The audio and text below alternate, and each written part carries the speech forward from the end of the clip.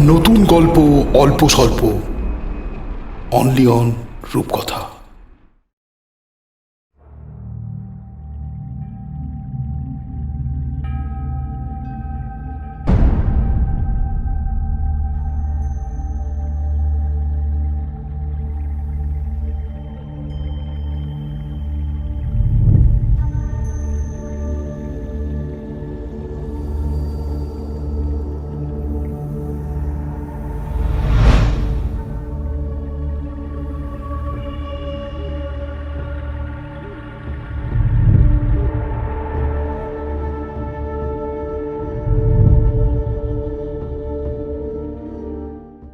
বাংলা সাহিত্য জগৎকে সাজাতে ও জীবন্ত করে তুলতে কিছু ভৌতিক, কাল্পনিক গল্প, কবিতা ও রহস্যের জাল দিয়ে সাজানো আমার এক বিশেষ নিবেদন, রূপকথা।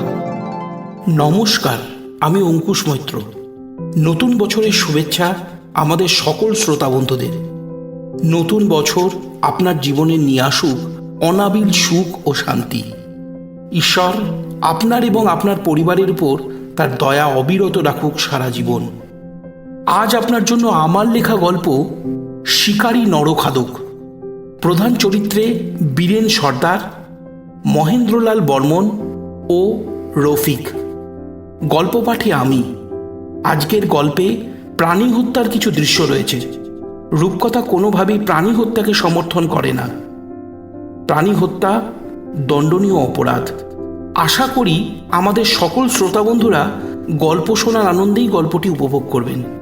শুরু হচ্ছে আজকের গল্প, শিকারী নরখাদক। ভোরের আলো ফোটার সঙ্গে সঙ্গেই বড় একটা নৌকায় চেপে জলপথে যাত্রা শুরু হলো। নৌকা যত এগোয়, নদীর দুই পাশের অরণ্য ক্রমেই ঘন হয়ে আসতে লাগলো। কাছাকাছি মোহনা থাকার কারণে এখানকার প্রাণীদের মধ্যে একটা অন্য রকমের বৈচিত্র্য দেখা যায়। নদীর একধার দিয়ে সারসারভাবে শুয়ে আছে বিশাল আকারের সব কুমির। জল ছেড়ে রোদ পোহাচ্ছে প্রাণীগুলো। মাঝে মধ্যে বক ও মাছরাঙাও চোখে পড়ছে। তখনই বীরেন বলে উঠল, খুব সাবধান, এখান থেকেই শুরু হলো জঙ্গলের দুর্গম পথ। এই দুর্গম পথের শুরুতেই আমাদের পরিচয়টা দিয়ে রাখা ভালো। আমি মহেন্দ্রলাল বর্মন, আর আমার শিকারী বন্ধুটি হলো বীরেন সর্দার। সময়টা হলো বিংশ শতকের মাঝামাঝি।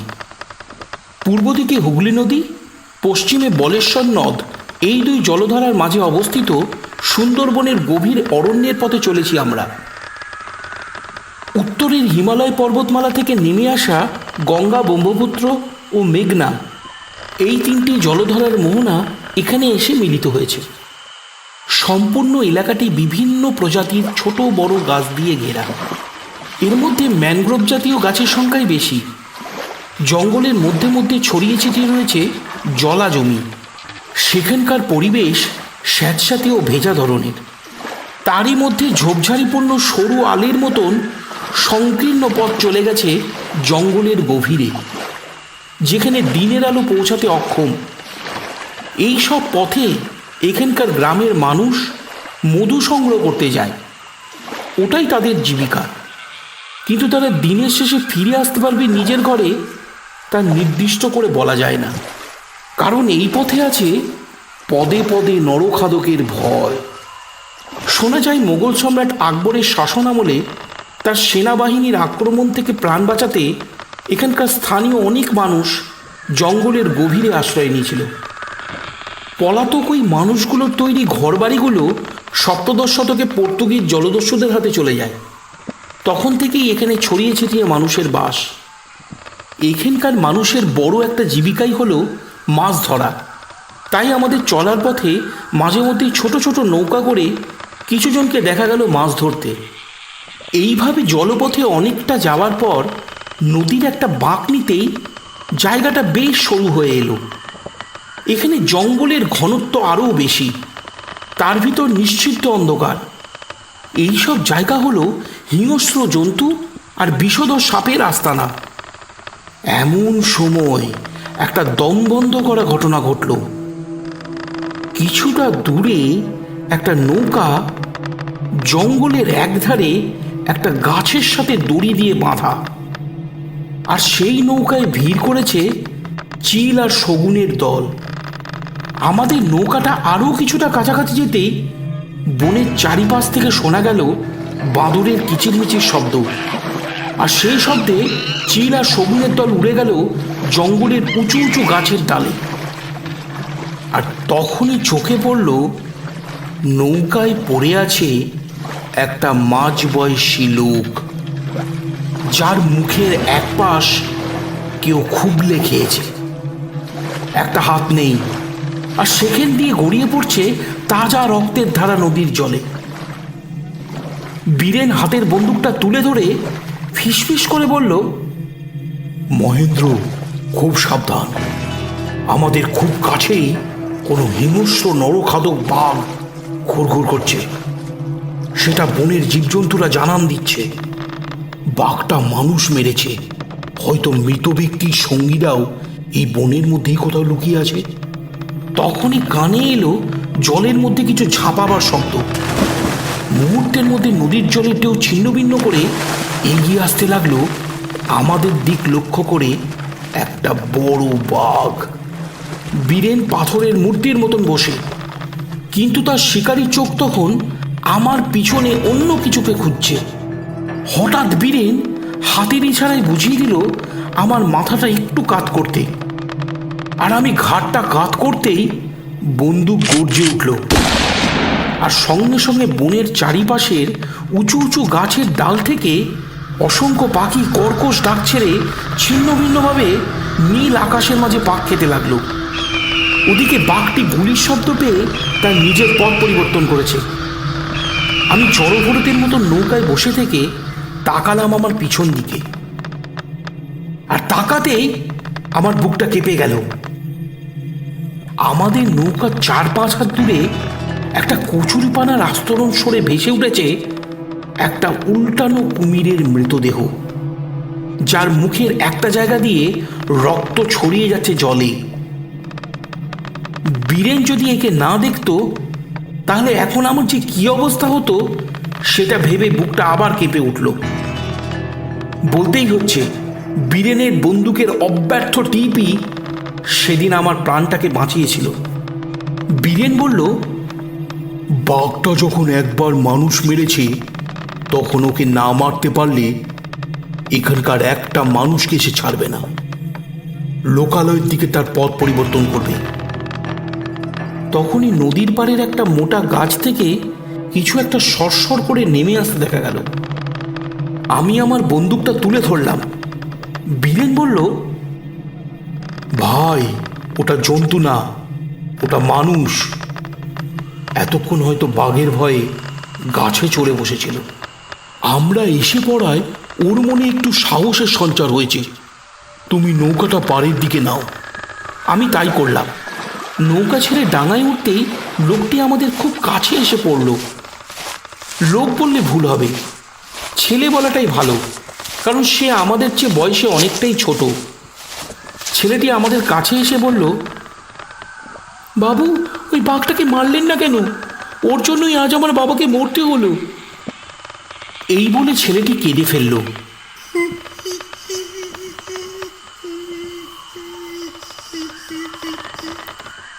বীরেন ছেলেটির কাঁধে হাত দিয়ে বলল, যা হয়ে গেছে সেটা আমি বদলাতে পারবো না।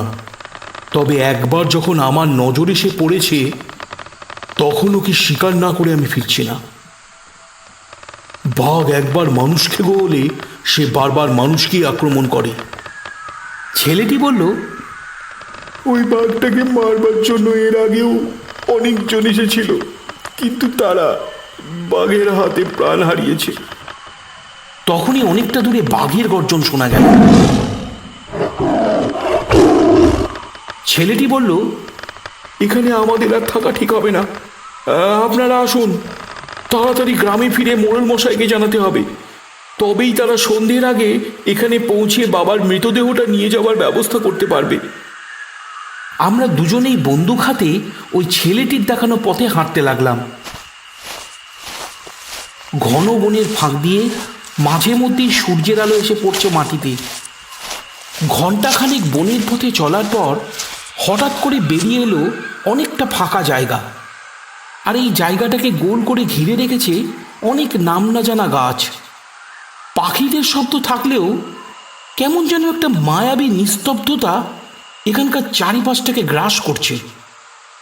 সামনে একটা বেশ বড় পানায় ঢাকা জলা, তারই একপাশে শ্বাসমূল আর ঠ্যাসমূল যুক্ত বড় বড় কতকগুলো গাছ, যার ডালপালা জলের মধ্যে নেমে গেছে। তারই পাশের পথ ধরে একটু এগোতেই চোখে পড়ল সবুজ বাঁশের আড়াআড়িভাবে পরপর সাজানো গোল করে লম্বা বেড়া, আর বেড়ার সামনে বাঁশের তৈরি একটা গেট। গেটটাকে ঘিরে ঝুলে আছে লাল নীল সরু দড়ি দিয়ে বাঁধা অসংখ্য বন্য জন্তুর মাথা। আমরা গেট দিয়ে ভিতরে যেতেই চারিধারের অনেকগুলো ছোট ছোট বাঁশের ঘর চোখে পড়ল, আর তারই একটা ঘরের সামনে গিয়ে ছেলেটি কেমন যেন একটা শব্দ করতেই আশপাশের ঘর থেকে বেরিয়ে এলো কালো ছিপছিপে সুগঠিত পেশিবহুল কিছু মানুষ। বীরেন এগিয়ে গিয়ে তাদের একজনের সাথে কথা বলতে লাগলো। বেশ কিছুক্ষণ কথা বলার পর কুড়ুল, শাবল, বল্লম নিয়ে কয়েকজন বনের পথে চলে গেল। বুঝলাম ছেলেটার বাবার আধ খাওয়া দেহটাকে উদ্ধার করতেই তারা বনের পথে গেল। এর মধ্যেই কখন যেন আশপাশের বাঁশের ঝুপড়িগুলো থেকে বেরিয়ে এসেছে কয়েকজন মহিলাও। বীরেনের কথা বলা শেষ হলে ওর হাসি হাসি মুখ দেখে বুঝলাম সব কিছু স্বাভাবিক আছে, চিন্তার কোনো কারণ নেই। সে এবার আমার কাছে এগিয়ে এসে বলল, বন্ধু, জায়গাটা মোটেও সুবিধার না। আগামীকালই আমাদের পাশের জঙ্গলে ঢুকতে হবে। পথ খুব দুর্গম। ওখানেই ওই বাঘটা মাঝে মধ্যে আসে শিকারের খোঁজে। শুনলাম ওই জঙ্গলের মধ্যে দিয়ে একটা পায়ে চলা পথ আছে যেটা মোহনার দিকে যায়, আর সেই পথেই বাঘের পায়ের ছাপ দেখা গেছে। ওই জঙ্গলে মধু, কাঠ আর লাল কাঁকড়ার খোঁজে যেই যায় সেই আর ফিরে আসে না। ইদানিং ওই পথেই মানুষকে গো বাঘটা এই গ্রামে ঢুকছে, আর রাতের অন্ধকারে টেনে নিচ্ছে গবাদি পশু ও ছোট ছোট বাচ্চা বুড়োদের। এই বলে বীরেন চুপ করল। আমি বললাম, পায়ে হেঁটে শিকার, তাতে তো অনেক ঝুঁকি। তার চেয়ে বরং গাছের উপর একটা মাচা করে বসলে হয় না? বীরেনের চোখে আগুন জ্বলে উঠল। বন্দুকটা শক্ত করে আঁকড়ে ধরে বলল, নরখাদকটাকে আমি খুব কাছ থেকে দেখেছি। ওর কানের একদিকে কিছুটা অংশ নেই।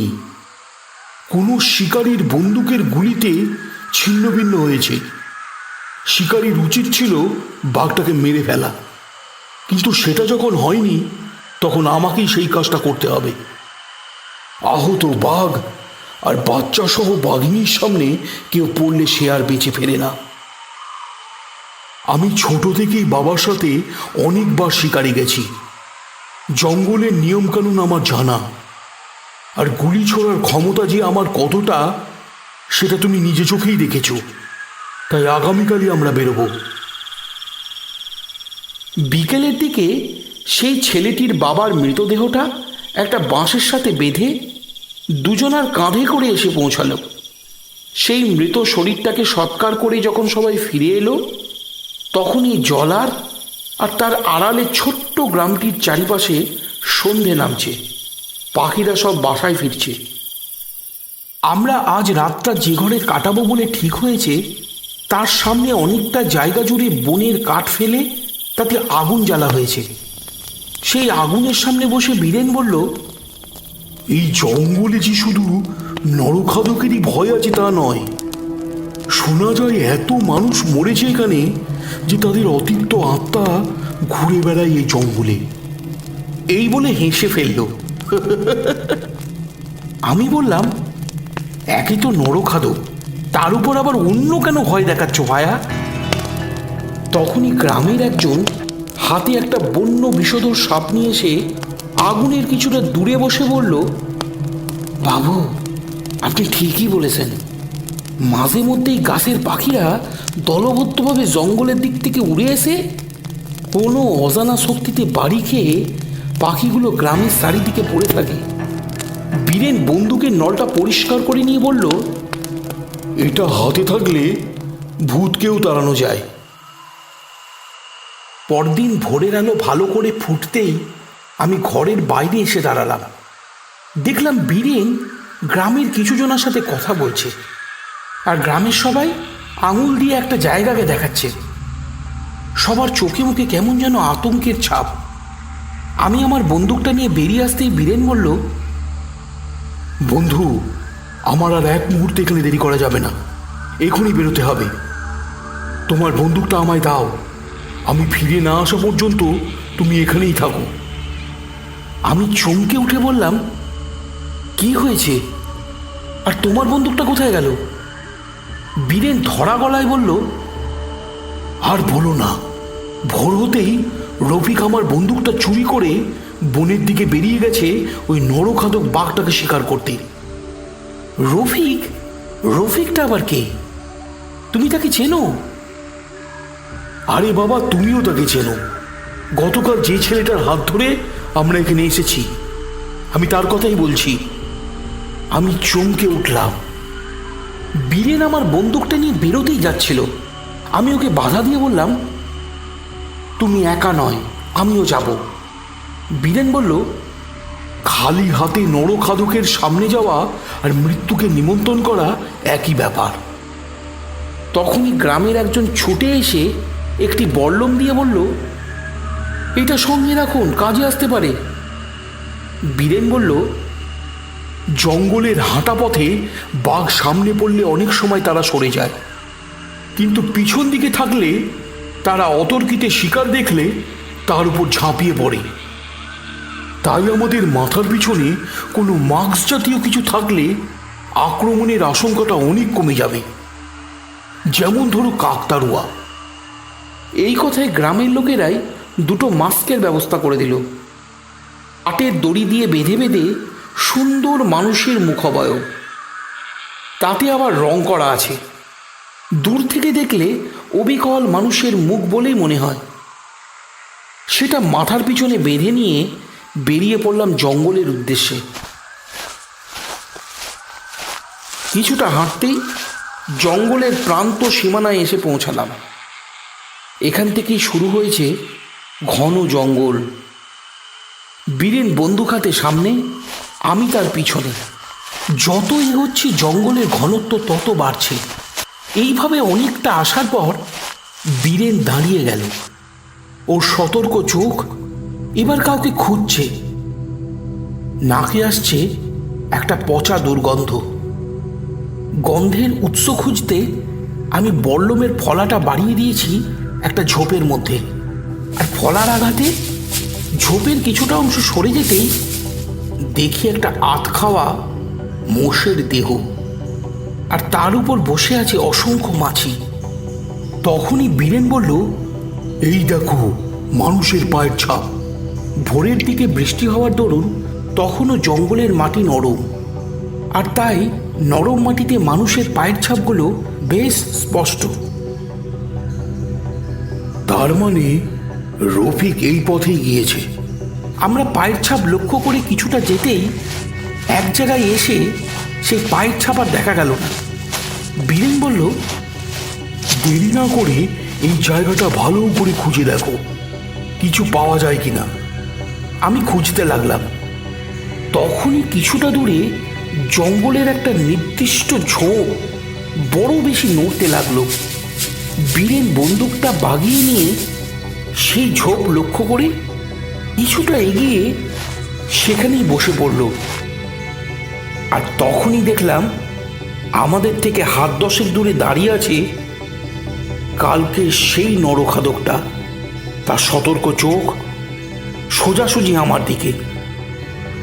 মুখে ঝুলে আছে একটা মানুষের দেহ।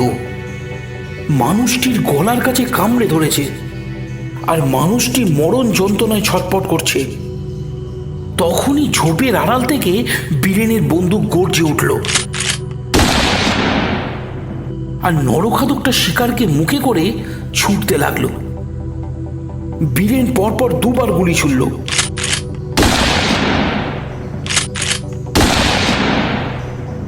আর তখনই দেখলাম নিমিষের মধ্যে বাঘটা জঙ্গলের গভীরে অদৃশ্য হলো। বাঘের পায়ের ছাপ লক্ষ্য করে অতি সাবধানে জঙ্গলের আঁকাবাঁকা পথে এগোতে লাগলাম। মাইল দুয়েক হাঁটার পর একটা জলাশয় পড়ল, আর সেখানকার ঝোপঝাড় এত বেশি ঘন যে কিছুই বুঝে ওঠা গেল না। বাঘটা ঘায়েল হয়েছে, তাই খুব বেশি দূর যায়নি। চলো সামনেটা একটু ভালো করে দেখে আসি। আরও কিছুটা হাঁটতেই আমরা জঙ্গল থেকে বেরিয়ে এলাম। আমাদের সামনে অনেকটা ফাঁকা জমি, তারপর একটা নদী। এই নদী এঁকে বেঁকে চলে গেছে জঙ্গলের অন্য ভাগে। নদীর ধারে পড়ে আছে অসংখ্য কাঠের গুঁড়ি আর গাছের ডাল। বন্যার সময় এগুলো এখানে এসে বেঁধেছে। এখানে নদীতে কুমির নেই। কি করে বুঝলে? দেখো, নরম মাটিতে কোনো দাগ নেই। যদি কুমির থাকতো তাহলে তাদের বুক ছাঁচড়ানোর দাগ দেখা যেত। তখনই জঙ্গলের মধ্যে শোনা গেল বাঘের গর্জন। বনের পাখি গাছের ডাল ছেড়ে উড়ে গেল আকাশে। বীরেন বলল, খুব সাবধানে আমার পিছন পিছন এসো। আমরা নদীর চর ধরে হাঁটতে লাগলাম। হাঁটতে হাঁটতে একসময় আবার জঙ্গলে প্রবেশ করলাম। অনেকটা যাওয়ার পর হঠাৎ জঙ্গলের একদিকে কাঁটা ঝোপের আড়ালে চোখে পড়ল বাঘটাকে। বীরেন বলল, তার মানে বাঘটা শিকারকে মুখে করে এখানেই নিয়ে এসে মেরেছে। বীরেনের মুখের কথা শেষ হলো না। চোখের নিমিষে সেই বাঘটা জঙ্গলের কোথায় যেন অদৃশ্য হয়ে গেল। আমরা যখন কাটা ঝোপের সামনে এসে পড়লাম, তখন চোখে পড়ল একটা ঝোপের আড়ালে রক্তমাখা অবস্থায় পড়ে আছে বীরেনের বন্দুকটা। সেটা আমি তুলে নিলাম। বন্দুকের একটাও গুলি নষ্ট হয়নি। মনে হচ্ছে রফিকের শেষ রক্ষা হলো না। তখনই শোনা গেল শো শো করে ঝোপের আড়াল থেকে কিছু একটা ছুটে আসছে আমাদের দিকে। বীরেন চিৎকার করে বলে উঠল, মহেন্দ্র, তোমার পিছনে সাপ। আমি কিছু বুঝে ওঠার আগেই বীরেনের বন্দুক গর্জে উঠল, আর সাপের মাথাটা গুলির আঘাতে ছিন্ন ভিন্ন হয়ে গেল। সাপটা বেশ লম্বা আর মোটা। আমরা দুজনে কিছুক্ষণ সেখানে দাঁড়িয়ে থাকার পর বীরেন বলল, বাঘ সাধারণত জীবজন্তুর চলার পথ ধরেই এগোয়, তাই আমাদের এই নরখাদক বাঘটাকে খুঁজে বার করতে কোনো অসুবিধাই হবে না। বাঘের চোখ আর শ্রবণ শক্তি অতি তীক্ষ্ণ, কিন্তু ঘ্রাণ শক্তি না থাকায় শিকারী চাইলে তাদের অনেক কাছে যেতে পারে। আমরা আবার এগোতে লাগলাম। এই জায়গাটা জলাভূমির খুব কাছে অবস্থিত বলে জঙ্গলের পরিবেশ বেশ স্যাঁতস্যাঁতে। মাটিও বেশ নরম আর ভেজা ভেজা। গাছের মোটা মোটা গুড়িতে জমাট বাঁধা পুরু শ্যাওলার আস্তরণ। কিছুটা হাঁটার পর বীরেনের চলার গতি কমে গেল, আর একসময় পাথরের মূর্তির মতন দাঁড়িয়ে পড়ল। তারপর আঙুল তুলে ইশারায় একটা কাঁটা ঝোপের দিকে দেখালো। আমার তখন বুঝতে আর দেরি নেই, ওখানেই নরখাদকটা আছে। তাই বন্দুকটা ওই ঝোপের দিকে তাক করে এগোতে লাগলাম। ঝোপের কাছটায় আসতেই দেখলাম ঝোপের বাইরে বেরিয়ে এসেছে একটা মানুষের পা। সেটা তখনও একটু একটু নড়ছে। এবার বন্দুকটা কাঁধে রেখে বল্লমটা হাতে নিয়ে কাঁটা ঝোপটা একটু ফাঁক করতেই তার আড়াল থেকে বেরিয়ে পড়ল রফিকের দেহ। তার সারা শরীর রক্তে ভিজে লাল হয়ে গেছে। গলা আর মুখের একপাশের অনেকটা মাংস খুবলে খেয়েছে জানোয়ারটা। চারিপাশে ছড়িয়ে আছে মাংসের সাথে চাপ চাপ রক্ত। বীরেন ছেলেটির নাড়ি দেখে নিচু স্বরে বলল, বেঁচে নেই। কথা শেষ হলো না, বীরেন হঠাৎ বন্দুক উঁচিয়ে দৌড়তে লাগলো। মুহূর্তের মধ্যে তাক করে গুলি ছুটতে লাগলো নরখাদকটাকে লক্ষ্য করে। বন্দুকের শব্দ আর হিংস্র নরখাদকের গর্জনে কেঁপে উঠতে লাগলো জঙ্গলের চারিদিক। তারপর চারিধার শান্ত হয়ে গেল। বারুদের গন্ধ আর জঙ্গলের নীরবতা ভেদ করে সামনে এগোতেই দেখলাম নরখাদকটা একটা জলার ধারে মরে পড়ে আছে। বীরেন বলল, কি ধূর্ত প্রাণী!